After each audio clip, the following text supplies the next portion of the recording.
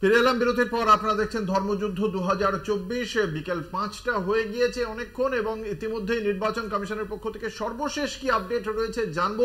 কত percent vote পড়লো? আমাদের সঙ্গে রয়েছেন পলিটিক্যাল এডিটর আশিস চট্টোপাধ্যায়। আশিস দা, সর্বশেষ কি আপডেট পাচ্ছেন? দেখো, যেটা আমরা সারাদিন ধরেই বলছিলাম যে এগুলো হাই পোলিং এরিয়া, এখানে অনেক বেশি শতাংশ ভোট পড়ার কথা। খবর একটু দেরিতে আসছে। 5টার সময় নির্বাচন কমিশন যে তথ্য দিচ্ছে সেটা কোচবিহারে 77.73, মানে প্রায় 78%, আলিপুরদুয়ারে 75.54, মানে প্রায় 76%, এবং জলপাইগুড়িতে 79.33, মানে 80% ছুঁয়ে ফেলেছে প্রায়।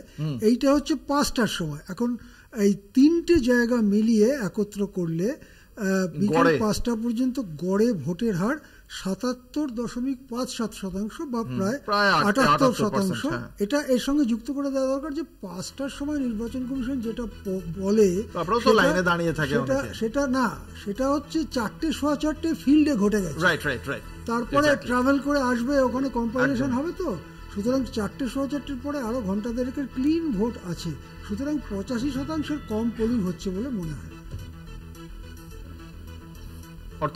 অর্থাৎ প্রায় 85% মতো যদি ভোট পড়ে, সেই ভোটটাকে বিভিন্ন সময় আমরা দেখেছি সেফোলজিস্টরা বা ভোটের এই অঙ্ক যারা করে থাকেন তারা বিভিন্নভাবে ব্যাখ্যা করেন। এটাকে কিভাবে ব্যাখ্যা করবেন আশিস দা? দেখো, আমি আগেই বলেছি যে যদি একটা জায়গার ফলাফলটা ঘুরে যাওয়ার মতো একটা পরিস্থিতি তৈরি হয়, তাহলে অনেক সময় দেখা যায় সেখানকার পার্সেন্টেজটা, মানে লোকেদের মধ্যে ভোট দেওয়ার উৎসাহ থাকে। আমি আপনার কাছে অবশ্যই আসবো। এই মুহূর্তে আমাদের সঙ্গে নির্বাচন কমিশনের অফিস থেকে রয়েছেন আমাদের প্রতিনিধি সত্যসুন্দর ভট্টাচার্য। সত্যসুন্দর, যেটা তোমার কাছে জানতে চাইবো যে আমরা ভোটিং পার্সেন্টেজটা দর্শকদের ইতিমধ্যেই জানিয়েছি এই 3টি কেন্দ্রে। তোমার কাছে যেটা জানতে চাইবো, ওই ভোটিং পার্সেন্টেজের পাশাপাশি এই এখনো পর্যন্ত নির্বাচন কমিশনের কাছে কি কতগুলি অভিযোগ পড়লো এবং নির্বাচন কমিশন কতগুলি অভিযোগ প্রেক্ষিতে পদক্ষেপ করতে পেরেছে, কি জানতে পারছো সর্বশেষ? দেখো, সকাল থেকে যখন প্রক্রিয়া যখন হয়েছে তার কিন্তু বিভিন্ন সময় আমরা দেখেছি যে নির্বাচন কমিশনের কাছে অভিযোগ বলছে এবং সেই অভিযোগগুলো খতিয়ে দেখতে ব্যবস্থা নেওয়ার নির্দেশও দিয়েছে নির্বাচন কমিশন। সেক্ষেত্রে যেরকম ভোটের শক্তির হিসেব রয়েছে, তার পাশাপাশি অভিযোগের নিরিখে যেটা দেখা যাচ্ছে বেশ কয়েকটি অভিযোগের ক্ষেত্রে যথেষ্ট গুরুত্ব দেওয়া হয়েছে। তার কারণ কমিশন মনে করছে যে সেখানকার অবজারভারদের কাছ থেকে যে ধরনের অভিযোগ এসেছে, যে অভিযোগ এসেছে সেই অভিযোগগুলো খতিয়ে দেখে ব্যবস্থা নির্দেশ দেওয়া হয়েছে কমিশনের তরফে।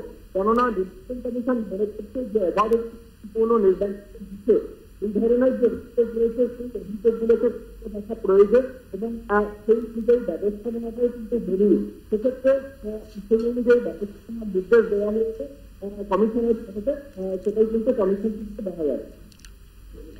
ধন্যবাদ। আমাদের সঙ্গে ছিলেন আমাদের প্রতিনিধি সত্যসুন্দর ভট্টাচার্য। আশিস দা, আপনি যে ব্যাখ্যাটা করছিলেন যে বেশি ভোট পড়া মানেই কি সেটা প্রতিষ্ঠান বিরোধী, নাকি সেটা প্রতিষ্ঠানের পক্ষেও হতে পারে? প্রতিষ্ঠান বিরোধী আমি ওই শব্দটা ব্যবহার করছি না, আমি বলছি যা রায় আগের বারে ছিল সেটা যদি ঘুরে যাওয়ার একটা ঝোঁক তৈরি হয়, তাহলে বেশি পার্সেন্টেজের দিকে যাওয়ারও একটা ঝোঁক তৈরি হয়। এক্ষেত্রে আমরা দেখতে পাচ্ছি যে এখানে 82 থেকে 86% ভোট 2019 সালে পড়েছিল। এখন যে তথ্যটা আসছে তার ভিত্তিতে আমার মনে হয় যে এটা 85%-এর আগে থামবে বলে মনে হয় না। সেই দিক থেকে 19 সালের ফলাফলের থেকে সরে যাওয়ার একটা ঝোঁক এই ভোটের পার্সেন্টেজের মধ্যে আছে বলে মনে হয়। অর্থাৎ বিজেপির বদলে তৃণমূলের খানিকটা এগিয়ে আসবার পদক্ষেপের একটা সম্ভাবনা এর থেকে আছে বলে মনে হচ্ছে। আমি আসবো তৃণমূল কংগ্রেসের সমর্থক ঋষিকেশ দত্তর কাছে। ঋষিকেশ বাবু, আপনারা কিভাবে ব্যাখ্যা করছেন এই ভোট পার্সেন্টেজকে? যেরকম ভাবে বললেন সেই অনুযায়ী তো মনে হচ্ছে 86% অব্দি টাচ করে যাবে।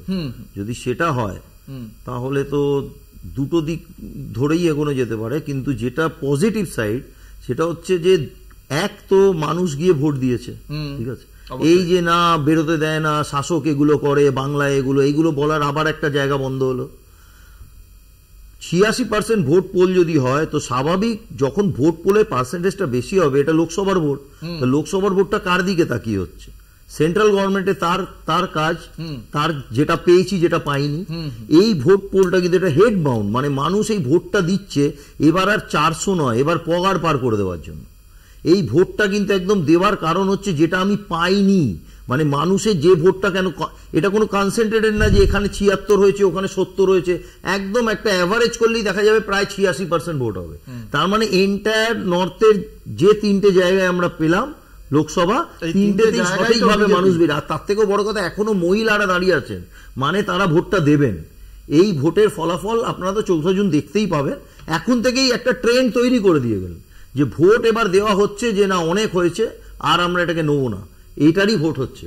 এই 3টে জায়গাতেই তো বিজেপির সাংসদ রয়েছেন, তাহলে পুরোটাই কি বিজেপির বিরুদ্ধেই যাচ্ছে বলে? একদম। যদি এই ভোটটা 70, 71 এরকম পার্সেন্টেজে থাকতো তাহলে ধরা হতো যে না এই ভোটটা এরকম ভাবে হচ্ছে যে বিজেপি যে ধরনের ভোটটা চায়, যে থাকবে যেরকম ভোটটা চেয়েছিল, ক্ষমতায় যদি থাকি তাহলে পোলটা নিজের মধ্যে থাক, নিজের যা ধরে রাখবো তার থেকে বেশি যদি মানুষকে ভোট দেয় তাহলে ওই 2 থেকে 2.5% সুইংটা অটোমেটিক্যালি উল্টো দিকেই যাবে। অর্থাৎ আপনি বলছেন যে সেক্ষেত্রে এটা পুরোটাই একদম 3-0, আজকে 3-0, একদম কোনো জায়গাই নেই। 86% ভোট পোল হলে আর ওদের কোনো জায়গা নেই। গোটা দেশ সম্পর্কে একটা প্রাথমিক ধারণা নিতে চাইবো আপনার কাছে। আপনাদের গোটা দেশ সম্পর্কে আপনাদের দলের কি ধারণা? গোটা দেশ সম্পর্কে আপাতত দেখুন, আজকে 102 কেন্দ্রে ভোট হচ্ছে, 102 কেন্দ্রে ভোটের যদি সাধারণভাবে একটা মাপকাঠি নেওয়া যায়, আমার মনে হয় ইন্ডিয়া জোট 54 to 55 পাবে, আর আদার্স এর মধ্যে যদি ধরা হয় তারাও 5-7টা ভোট পাবে, 5-7টা সিট পাবে। এখন যেটা দরকার সেটা হচ্ছে যে এই যে নানান জায়গারও তো খবর আসবে আস্তে আস্তে আপনাদের কাছে, আপনারা নিশ্চয় সেটা নিয়ে দেখাবেন। মানুষ কিন্তু যেটার উপরে সব থেকে বেশি কনসেন্ট্রেট করেছে সেইটা হচ্ছে মানুষের স্বাভাবিক জীবনযাত্রায় বেকারত্ব আর দামের যে জ্বালা, দাম বেড়ে যাওয়ার যে জ্বালা, এই দুটো কিন্তু মানুষ আর নেবার মতো জায়গায় নেই।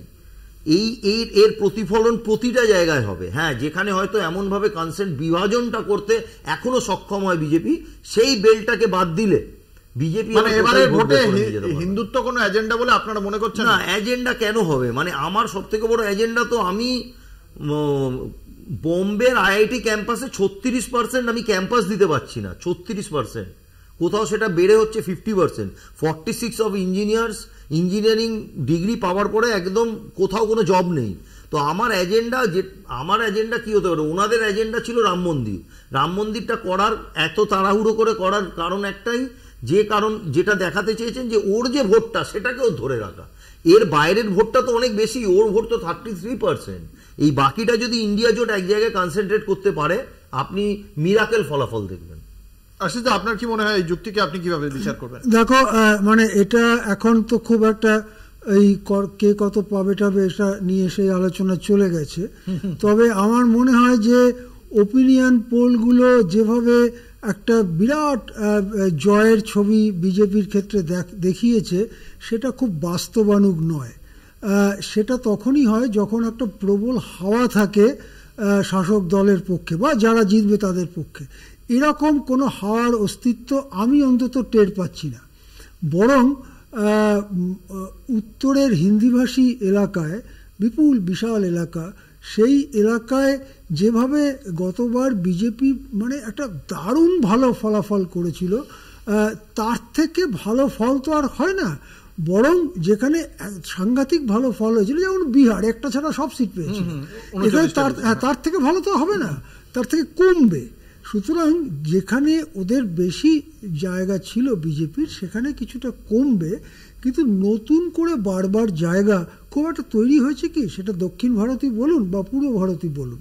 সুতরাং আমার এটা মনে হচ্ছে না যে বিজেপি একাই সংখ্যাগরিষ্ঠতা পাবে। একটা ভাঙাচোরা ম্যান্ডেটের দিকেই হয়তো ভারতবর্ষ যাচ্ছে। আর আমাদের রাজ্যের বিষয়ে যদি আমরা ভাবনা চিন্তা করি, তাহলে প্রাথমিকভাবে আসবো তৃণমূল কংগ্রেসের সমর্থক ঋষিকেশ দত্তর কাছে। এই মুহূর্তে দাঁড়িয়ে বারংবার আমরা দেখতে পাচ্ছি বিরোধী দলনেতা বলছেন যে এই ভোটটা থেকেই কিন্তু 26-এর সূচনাটা করবে ভারতীয় জনতা পার্টি, যেটা 18 পাওয়ার পর 200 পার হবে বলেছিল। 2019-এ 18টা পাওয়ার পর 200 পারের কথা বলেছিল অমিত শাহ। এবারের ভোটটা এই 18 কি পার করছে? 19-এ হাফ 21-এ সাফ এটা বলে শুরু করেছিলেন ওরা। তারপর জিনিসটা পুরোপুরি উল্টে গেল, ঠিক আছে। তো 200 পার তো ইলেকশন শুরুর আগে থেকেই বলতে শুরু করে দেন, যেদিন ইলেকশনের রেজাল্ট বেরোবেন তার আগের রাত্রির বেলায় তারা ঘোষণা করে যান যে তাদের 200 পার হয়ে গেছে। তার রেজাল্টও মানুষ দিয়েছে, আর এ তো মানুষের ভোটে হয়েছে। সেখানেও কেন্দ্রীয় বাহিনী ছিল, ইসিআই পুরোটা কন্ট্রোল করেছে, এখানে নিয়ে কোনো প্রশ্ন নেই। এখন যেটা দেখার সেটা হচ্ছে বাংলায় কোনো জায়গায় কোনো একটা সিঙ্গুলার পয়েন্টে বিজেপি যেটা দরকার পড়ে, যেহেতু যারা কাজ করে না, বিজেপি কোনো কাজ করে না, ওদের যেটা দরকার পড়ে একটা হাওয়া তোলার, সেই হাওয়াটা কিন্তু বাংলায় ওরা কোনো মতে কোনোভাবেই তুলতে পারছে না। আমরা এই বিষয়ে আজকে মুখ্যমন্ত্রী মমতা বন্দ্যোপাধ্যায় আজকের নির্বাচনের প্রেক্ষিতে কিন্তু তিনি একটা গুরুত্বপূর্ণ কথা বলেছেন। সরাসরি নির্বাচন কমিশনকেই তোপ দেখেছেন মমতা বন্দ্যোপাধ্যায়। তার বক্তব্য, বিজেপি কমিশন, অর্থাৎ বিজেপির কথায় এই কমিশন চলছে বলেই বিজেপি কমিশন বলে অভিহিত করেছেন। কি বলেছেন আমরা একবার শোনাবো। আমি এক লাইন ইংরেজিতে বলবো যাতে বিজেপি কমিশনের কানে যায়। With my humble regards, may I bring to your kind knowledge, BJP Commission, please, why in Kuch Bihar election only the central forces are working, not even the state force, only from armed police and only armed police from the central government, CAPF and state police, only one home guard. Why? Why? How do you expect the impartial election, the pre-election, the fair election? You became a BJP commission. I am really sorry to say we are shocked. এরা কি করেছিল? গতকাল একটা কাগজ ছাপিয়ে দিয়েছিল, আগেই সই করে দিতে হবে অনেককে, যে এখানে গন্ডগোল হয়েছিল তাই সিএফএফ এই অ্যাকশন নিতে বাধ্য হয়েছে। মানে আগেই মৃত্যু ঘন্টা বাজিয়ে দিয়েছে, নির্বাচনের মৃত্যু ঘন্টা, নির্বাচন শুরু হওয়ার 24 ঘন্টা আগেই কাল রাতে বাজিয়ে দিয়েছিল। তো ইলেকশন হচ্ছে আর সারা বুথ পাহারা দিচ্ছে কে? বুথ লাইন দিচ্ছে কে? ভোটারদের চমকাচ্ছে কে? সিএপিএফ একা। আপনারা শুনলেন মমতা বন্দ্যোপাধ্যায়ের বক্তব্য। আমরা এই আজকের নির্বাচন নিয়ে আবারও রাত 8টায় বাংলা বলছের মঞ্চে আপনাদের সামনে আসবো। আমাদের সঙ্গে এতক্ষণ এই আলোচনায় উল্লেখযোগ্য মূল্যবান মতামত রেখেছিলেন পলিটিক্যাল এডিটর আশিস চট্টোপাধ্যায়, তৃণমূল কংগ্রেসের সমর্থক ঋষিকেশ দত্ত। আপনাদের দুজনকে আপনাদের মূল্যবান মতামতের জন্য অসংখ্য ধন্যবাদ। শেষ করছি আপাতত ধর্মযুদ্ধ 2024। দেখতে থাকুন কলকাতা টিভি, রাত দিন সাথে।